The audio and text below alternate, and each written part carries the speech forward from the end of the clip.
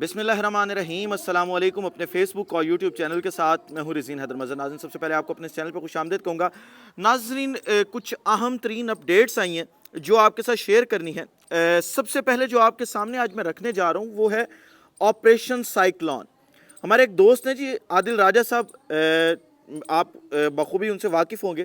میں اوپر screen shot چلا رہا ہوں ان کے ٹویٹ کا اور پڑھ کے بھی آپ کو سنا رہا ہوں۔ اس کے بعد اس ٹویٹ کو ڈسکس کر لیتے ہیں کہ آپریشن سائیکلون دراصل ہے کیا اور کس طریقے سے اسے لانچ کیا گیا اب عمران خان کے خلاف۔ عادل راجہ صاحب لکھتے ہیں کہ جی آپریشن سائیکلون 2 سال ایکسٹینشن، عمران خان نااہل، پی ٹی آئی کالعدم، بلاول اگلا وزیر اعظم یعنی پیپلز پارٹی کی اگلی وفاقی حکومت، حالات بگڑے تو حفیظ شیخ کا 3 سالہ ٹیکنوکریٹ سیٹ اپ، اگلا چیف زرداری کی مرضی کا، عدلیہ کو تقسیم اور مزید کنٹرول، 2 سال بعد حاجی صاحب خود صدر مملکت، اس دوران ایک نئی سیاسی قوت کا قیام۔ اب یہ انفارمیشن عادل راجہ کے پاس آتی کہاں سے ہے؟ عادل راجہ صاحب سے یہ سوال مسلسل کیا جاتا ہے کہ عادل صاحب آپ کے پاس جو یہ انفارمیشن آتی ہے اس کا سورس کیا ہے؟ آپ کہاں سے یہ ساری کی ساری جو انفارمیشن ہے وہ لے کے آتے ہیں؟ تو وہ ہمیشہ یہ کہتے ہیں کہ جی یہ گمنام ہیروز ہیں کچھ جو اپنا آپ کو جو ہے وہ سامنے نہیں لے کے آتے، لیکن وہ یہ خبریں ہم تک ضرور پہنچاتے ہیں کیونکہ وہ پاکستان کے ساتھ مخلص ہیں۔ اور انہی گمنام ہیروز نے اب یہ خبر دی ہے کہ آپریشن سائیکلون جو ہے وہ لانچ کر دیا گیا ہے۔ اس کی پہلی جو سب سے لائن لکھی ہے عادل راجہ صاحب نے، اگر اس کو میں دیکھوں اور اس کے اوپر اپنا انالیسز کروں تو مجھے یہ لگتا ہے کہ شاید واقعی یہ آپریشن سائیکلون جو ہے وہ لانچ کر دیا گیا۔ وہ کس طریقے سے کہ جب کسی بھی آرمی چیف کی مدت ملازمت میں 6 ماہ رہ جاتے ہیں تو وہ مختلف قسم کے دربار لگاتا ہے جس میں وہ اپنے پریویس اداروں میں جاتا ہے، وہاں پہ جا کے ڈنرز کرتا ہے، وہاں پہ جا کے بچوں سے خطاب کرتا ہے اور جہاں جہاں اس نے سروس کی ہوتی ہے وہ ان جگہوں پہ بھی جاتا ہے۔ اب ہمارے آرمی چیف صاحب جو موجودہ ہیں ان کی مدت ملازمت میں تقریباً 2 ماہ رہ گئے ہیں، اکتوبر اور ستمبر اور اکتوبر، نومبر میں انہوں نے ریٹائر ہو جانا ہے۔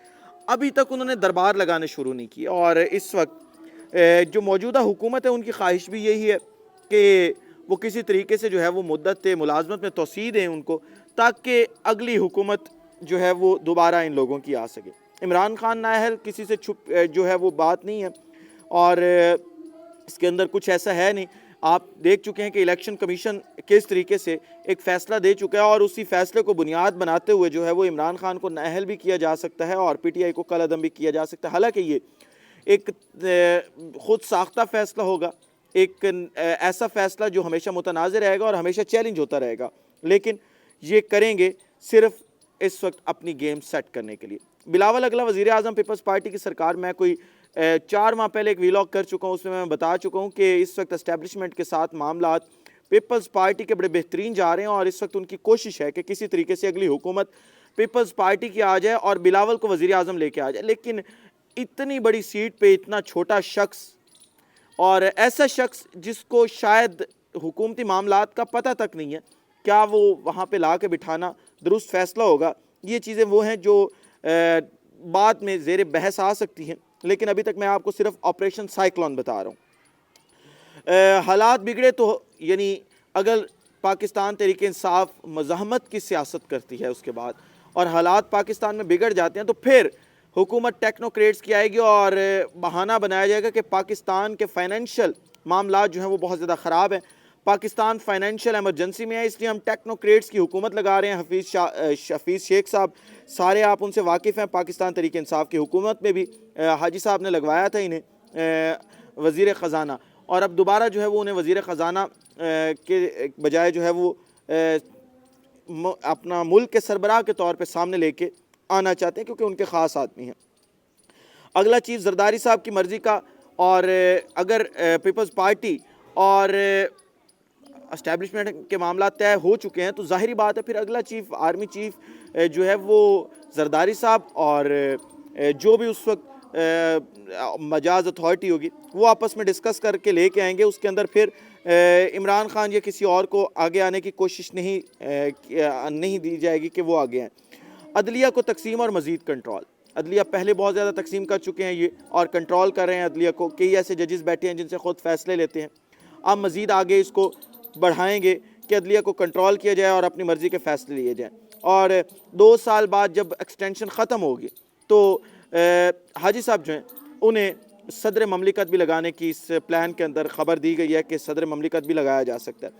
اس دوران ایک نئی سیاسی قوت کا قیام بھی سامنے آ رہا ہے کہ یہ جو ٹائم فریم ہوگا 2 سال کا، اس کے بعد جو ہے وہ اس کے اندر ایک نئی سیاسی جماعت بنائی جائے جس کو لانچ کیا جائے، جس میں توڑ کی جائے، پیپلز پارٹی سے بندے اٹھائے جائیں، نون لیگ سے اٹھائے جائیں، پی ٹی آئی سے اٹھائے جائیں اور پھر ایک نئی جماعت لانچ کر دی جائے. کیونکہ 2 لوگ تو ان کے پہلے بے روزگار پھر رہے ہیں جس کے اندر جہانگیر ترین اور علیم خان ہیں. یہ تھا آپریشن سائیکلون. اب ایک بڑی خبر اور انکشاف کر رہا تھا اسد عمر صاحب نے ایک انٹرویو میں کیا. انہوں نے کہا ہے کہ جب یہ رجیم چینج سازش چل رہی تھی تو اس سازش کے اندر بنی گالا کے گراؤنڈ میں مجھ سے ایک صاحب ملے. اب یہ سوال یہاں پہ پیدا ہوتا ہے کہ وہ کون تھا جس نے یہ کام کیا، اسد عمر کے ساتھ یہ بات کی. اسد عمر صاحب بھی شاید وقت آنے پہ اس شخص کا نام سامنے لیں. تو انہوں نے کہا کہ جی مجھے یہ آفر کروائی گئی کہ مائنس عمران فارمولے کے تحت پاکستان تحریک انصاف کی حکومت جو ہے وہ مزید آگے چل سکتی ہے. اور اس میں یہ کہا گیا کہ ایک اسد عمر صاحب آپ ہیں، 2 آپ اور نام دے دیں، ہم 3 نام تجویز آپ کر دیتے ہیں کہ ان میں سے کسی ایک شخص کو وزیر اعظم لگا دیا جائے اور عمران خان کو اس پورے سیٹ اپ سے باہر کر دیا جائے. ہم تب آپ کو خبریں دیتے رہے کہ مائنس عمران خان فارمولہ جو ہے وہ لانچ کیا گیا ہے، مائنس عمران خان فارمولہ جو ہے اس کی آفرز کروائی جا رہی ہیں. لیکن اس وقت کوئی بھی شخص اس کی نہ تصدیق کر رہا تھا نہ تردید کر رہا تھا. لیکن اب اس کی تصدیق پاکستان تحریک انصاف کے سیکرٹری جنرل جو ہیں انہوں نے کر دیا اور انہوں نے کہا کہ جی واقعی مائنس عمران خان فارمولہ جو ہے وہ میرے سامنے رکھا گیا تھا. فیصل کریم کنڈی صاحب ہیں، بلاول بھٹو زرداری صاحب کے ترجمان، جو اگلی خبر رکھنے جا رہا ہوں ان کے حوالے سے ہے. فیصل کریم کنڈی صاحب نے ایک ٹویٹ کیا ہے. انہوں نے کہا ہے جی کہ 9 سیٹوں کے اوپر انتخابات لڑنے کا مطلب یہ ہے کہ عمران خان صاحب جو ہیں وہ دوبارہ 8 سیٹیں چھوڑیں گے، 1 سیٹ رکھیں گے اور ان 8 پہ دوبارہ الیکشن ہوگا. اور ایک حلقے میں الیکشن کروانے کا تقریباً خرچہ 90 کروڑ روپے ہے. یہ پاکستان کی کتنی بڑی تعداد میں جو ایک اماؤنٹ ہے وہ ضائع ہوگی دوبارہ اس گیم کے اندر. اب تکلیف یہ ہے کہ عمران خان نے ان کا وہ رستہ بند کر دیا ہے، وہ بند لگا دیا ان کے راستے کے اندر جو یہ گیم کرنا چاہ رہے تھے اور اپنی جو میجورٹی ہے وہ پارلیمنٹ کے اندر لے کے آنا چاہ رہے تھے. تو عمران خان نے تو اس کے آگے ایک بند لگا دیا. اب ایک طرح سے یہ شکست بھی تسلیم کر چکے ہیں کیونکہ پیپلز پارٹی کے بھی ترجمان ہے یہ اور بلاول بھٹو کے بھی ترجمان ہے کہ جی عمران خان اگر 9 حلقوں پہ الیکشن لڑے گا تو جی عمران خان 9 سیٹیں جیت جائے گا. اس کا مطلب آپ شکست تسلیم کر چکے ہیں کہ عمران خان اس وقت ملک کی سب سے بڑی طاقت ہے، سب سے بڑی پاور ہے اور سب سے زیادہ مقبول لیڈر ہے. اب بے نظیر شاہ صاحب ہیں، وہ اسی بیان کے ساتھ ایک منسلک بیان اور دیتے ہیں. وہ کہتی ہیں جی کہ کسی کا 9 سیٹوں پر جیت جانا الیکشن، یہ مقبولیت کا پیمانہ کیسے ہو گیا؟ پہلے یہی لوگ کہتے تھے کہ جی جو جلسے ہیں، جب پاکستان تحریک انصاف بڑے جلسے کیا کرتی تھی، عمران خان بڑے جلسے کیا کرتے تھے، تو جی پاکستان تحریک انصاف کے بڑے جلسے کیسے مقبولیت کی گارنٹی ہیں کہ وہ سب سے بڑی مقبول جماعت ہے؟ ہاں ان کا ورکر گھروں سے نکل سکتا ہے، وہ ایسی کمیونٹی کو ٹارگٹ کر رہے ہوں جو گھروں سے ایزلی نکل سکتے ہوں، تو مقبول جماعت کیسے ہو سکتی ہے؟ وہی لوگ کہہ رہے ہیں کہ جی الیکشن جیت جانا مقبولیت کا کیسے تقاضا ہو گیا؟ الیکشن لڑنے کا اور پھر جیتنے کا مطلب تو یہ ہوتا ہے کہ جی آپ نے حلقے کے لیے کام کرنا ہے، آپ نے آواز اس کی پارلیمنٹ کے اندر بلند کرنی ہے. اس کا مطلب یہ تو نہیں ہے کہ آپ مقبول ہو چکے ہیں.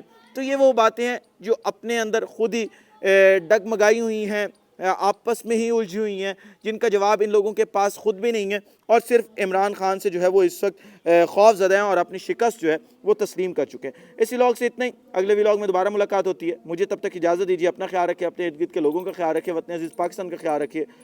اللہ پاک جو ہے وہ پاکستان کا حامی و ناصر ہو. پاکستان زندہ باد.